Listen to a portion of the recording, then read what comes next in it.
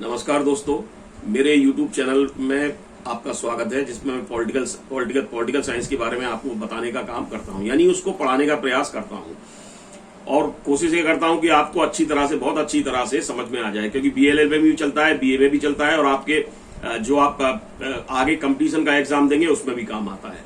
ठीक है, अब मैं थोड़ा सा आपको आज ये बताना चाहता हूँ इस टॉपिक से थोड़ा सा अलग। जो मैं पिछले टॉपिक जो आपको पढ़ा चुका वो आपने इस पर यूट्यूब पर मेरे देखे होंगे या आप चाहें तो आगे देख सकते हैं उसमें।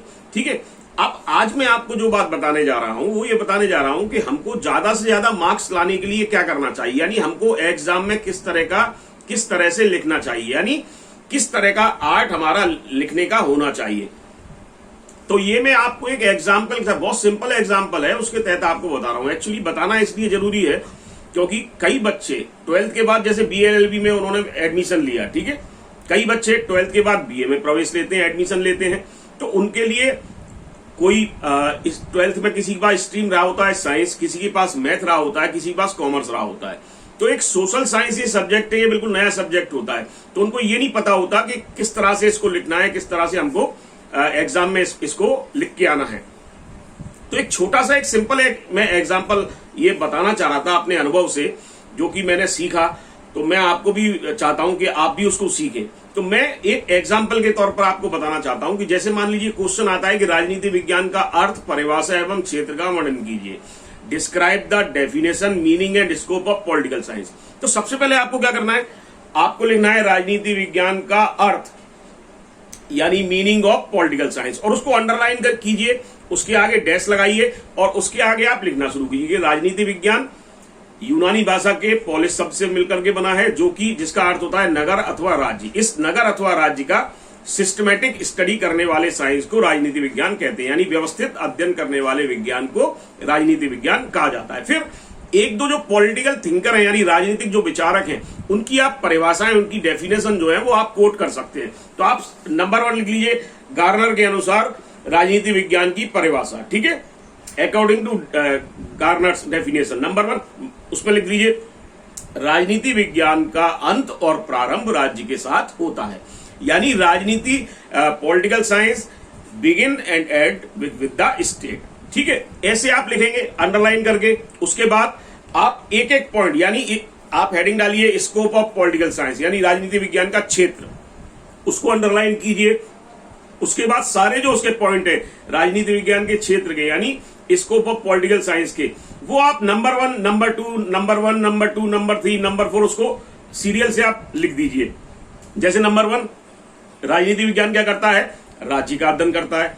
नंबर 2 राजनीति विज्ञान क्या करता है, यानी study of state. Number 1। Number 2 राजनीति विज्ञान सरकार का अध्ययन करता है, यानी political science is study of government. फिर तीसरा राजनीति विज्ञान क्या करता है, जो लोग हैं, यानी जो पब्लिक है, उनके पॉलिटिकल एक्टिविटी का अध्ययन करती है, यानी लोगों के राजनीतिक क्रियाकलाप है उनका अध्ययन करने का काम करता है।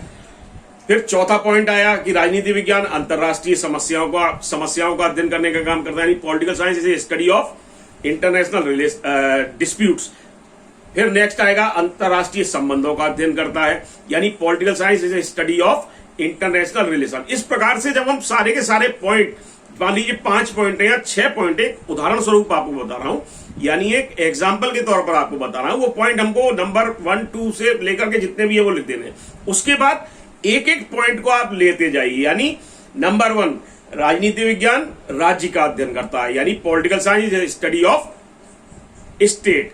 उसमें आप लिख दीजिए कि राजनीति विज्ञान राज्य का अध्ययन करता है, उस राज्य के अंतर्गत उस राज्य की जो पॉलिटिकल मतलब कह सकते हैं पॉलिटिकल जो उसकी हिस्ट्री रही है, उसका अध्ययन करने का काम राजनीति विज्ञान करता है, जिसके अंतर्गत पॉलिटिकल साइंस क्या करता है, राजनीति विज्ञान के अतीत का अध्ययन करता है, यानी political science is a study of past, political science is a study of future and political science is a study of present, यानी कि भूतकाल, भविष्यकाल और वर्तमान का अध्ययन करने का काम राजनीति विज्ञान करता है। इस तरह से आप पॉइंट पहले डाल करके उनको बाकायदा अंडरलाइन करके और आगे डैश लगा करके आप मैटर लिखेंगे, तो आपका क्या है, उसमें मैटर भी ज्यादा अच्छे से हो जाएगा और जो वैल्यूअर है, यानी जो आपकी कॉपी को चेक कर रहा है, वो भी एक बार में समझ जाएगा। जब आप 7-8 पॉइंट आप एकदम से लिख देंगे, क्लियर उसको पता चल जाएगा कि आपको आंसर पूरा याद है। तो आपको तुरंत जो आपके लिए मार्किंग की जाएगी उतनी नीट एंड क्लीन उसको वो लिखा हुआ दिखेगा, बाकायदा अंडरलाइन किया हुआ, बाकायदा डैश लगाया हुआ, तो निश्चित रूप से आपको अच्छे मार्क्स देगा। तो मेरा आपसे यही निवेदन है कि जब आप एग्जाम में जाएं तो आपको इसी तरह से लिखना है, यानी कोई भी डेफिनेशन है पहले हमको अर्थ बताना है, मीनिंग, उसके बाद डेफिनेशन, उसको अंडरलाइन कीजिए। जिस किसी पॉलिटिकल थिंकर ने बोला है उसका नाम लिखिए, जैसे गार्नर के अनुसार, अकॉर्डिंग टू गार्नर, ठीक है, उसको अंडरलाइन कीजिए, उसके आगे डैश लगा के आप उसकी डेफिनेशन कोट कीजिए, ठीक है। उसके बाद जो जो उसके पॉइंट है कि राजनीति विज्ञान क्या करता है, बेसिकली इसका स्कोप क्या है, बेसिकली इसका क्षेत्र क्या है, तो उसके जो जो पॉइंट है वो सारे number 1, number 2, number 3, number 5, number 4, 5, 6, 7 जितने भी पॉइंट है वो आप एक साथ लिख दीजिए। उसके बाद एक एक पॉइंट आप उठाते जाइए, उसको बाकायदा अंडरलाइन कीजिए, डैश लगाइए, उसके बाद आप उसको लिखते जाइए। तो निश्चित रूप से मेरा ऐसा मानना है, मेरा खुद का स्वयं का अनुभव रहा है कि निश्चित रूप से आपके जो मार्क्स है वो बहुत अच्छे आएंगे, क्योंकि एग्जामिनर पर इसका बहुत अच्छा प्रभाव पड़ता है। जब वो देखेगा कि ये सारे पॉइंट बच्चे ने ऐसे लिखे हुए, तो निश्चित रूप से बहुत प्रभावित होता है, बहुत इंप्रेस होता है। वो आपके वो जो 5-6 पॉइंट आप लिखेंगे उसको देख के ही समझ जाएगा कि इस बच्चे को सब कुछ आता है, ये पूरा आंसर उसको आता है। तो निश्चित रूप से आपके बहुत अच्छे मार्क्स आएंगे और आप जीवन में हमेशा, एग्जाम में हमेशा सफल होंगे। तो इस तरह से हमको सोशल साइंस में लिखने का काम करना है। तो मेरा आपसे यही निवेदन है कि यदि आपको मेरा ये वीडियो अच्छा लगा हो तो please like, subscribe and share करने की कृपा जरूर करें। जय हिंद, जय भारत।